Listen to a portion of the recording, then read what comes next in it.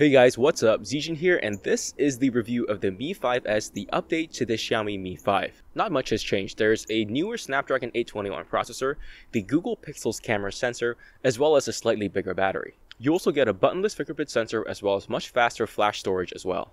It starts at around the same as the Mi 5, around $300, but reseller prices rise to around $350. So let's see if the Mi 5 is a good device. So the hardware is what we've come to expect from Xiaomi. It has great build quality on par with other top-end flagships, and the matte metal itself gives the phone a premium feel while preventing it from slipping out of your hand. There is a giant black bar around the screen which makes the phone bigger than it has to be and also makes it kinda ugly. That being said, it's compact enough to hold in one hand, and you also see the 3 capacitive buttons on the bottom of the screen with the buttonless ultrasonic fingerprint sensor located under the home button. The screen is full HD and the colors are very deep and punchy. The screen looks nice, but what really impressed me was the maximum brightness. It goes up to an impressive 600 nits of brightness, which makes it very easy to see even in direct sunlight. It goes incredibly dark as well, so if you're even in pitch black, you can see the screen without blinding your eyes. The speaker quality is not bad, but it's not that great compared to top-end flagships. But speaker quality is very loud to the point of hurting my ears if it's put too close. Have a listen for yourself. Hey, what is up guys, MKBHD here, and turns out the Google Pixel is one of those phones that you have to actually use to really fully understand how good it is. Turning any heads just with its looks or anything like that. Battery life is what really surprised me. With a 3200 mAh battery, I was not expecting the amount of battery you could get out of this phone. Not as good as my Lenovo Z2 Plus obviously, but fairly close. I could get 5 hours on the Mi 5s over a 16-hour day, which is not that far off from my Lenovo Z2 Plus, which gets 6 hours over the same day. If you are a light or medium user, this phone is perfect for you. If you're a heavy user, well, it depends. You actually might need to use the quick charging feature to charge your phone before the day ends.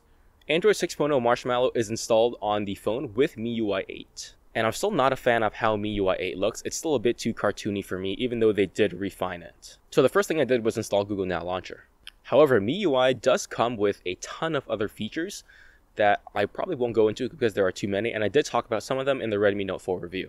The fingerprint sensor is always on, meaning you never need to use a button to activate it, which is something that I really appreciated, and I've come to get used to on the Lenovo Z2 Plus, which itself has a button, but you don't have to depress it to actually get the fingerprint sensor to activate. It's accurate and super fast, on par with all the other best fingerprint sensors out there on all the best flagships.